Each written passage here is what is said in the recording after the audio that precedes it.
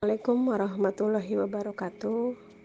Nama saya Darmini, calon guru penggerak angkatan 6 Kabupaten Majalengka.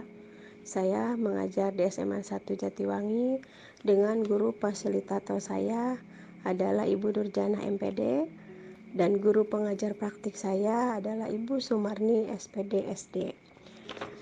Saya akan membahas tentang koneksi antar materi, kesimpulan dan refleksi pemikiran Ki Hajar Dewantara modul 1.1.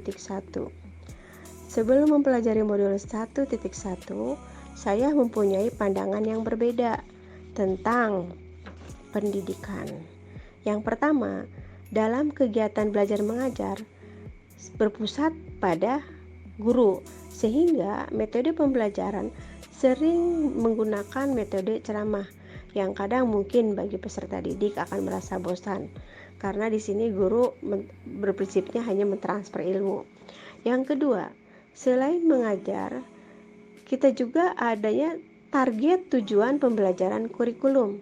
Kalau misalkan anak sudah mencapai target KKM-nya 75, berarti anak di sini berarti dikatakan sudah berhasil.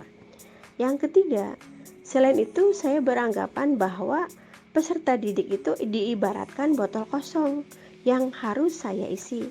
Sehingga terkadang saya sebagai pendidik hanya mentransfer ilmu saja. Nah, setelah saya belajar tentang filosofis pemikiran Ki Hajar Dewantara di pendidikan guru penggerak yang sangat bermanfaat ini, karena di sini saya bisa menyimpulkan tentang pemikiran Ki Hajar Dewantara yang pada zamannya bisa digunakan, sedangkan zaman saat ini lebih manfaat lagi, lebih berguna lagi.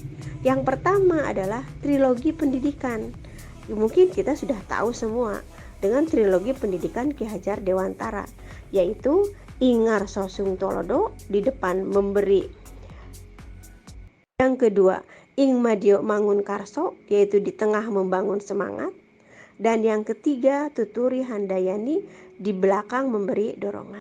Setelah mempelajari filosofis pemikiran Ki Hajar Dewantara, saya dapat menyimpulkan, jika kita ingin berhasil di dunia pendidikan, maka harus menerapkan yang pertama, kegiatan belajar mengajar yang berpusat pada peserta didik.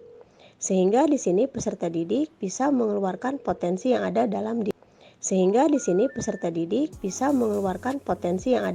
dirinya. Yang kedua, menjadi guru penuntun. Artinya, di sini harus bisa mengarahkan peserta didik ke arah yang lebih baik. Selain jadi penuntun juga jadi pamong. Kalau jadi pamong, kita harus meluruskan niat dari peserta didik tersebut sehingga menjadi orang yang bisa bermanfaat bagi dirinya, orang lain dan masyarakat sekitarnya. Yang ketiga, yaitu dengan metode pembelajarannya harus bervariasi. Harus ada permainan, harus ada metode-metode yang membuat anak itu nyaman, bahagia, menyenangkan, sehingga anak itu merasa termotivasi untuk belajar dan belajar terus karena ada variasinya pembelajaran. Yang keempat, pendidik harus termotivasi untuk terus belajar dan belajar lagi. Ini untuk menyesuaikan zaman. Sehingga kita sebagai pendidik harus serba dulu bisanya, misalkan dalam masalah aplikasi-aplikasi yang ada dalam pembelajaran. Nah, saya sebagai pendidik merasa bahagia sekali menjadi guru penggerak karena di sini kita belajar berbagai aplikasi.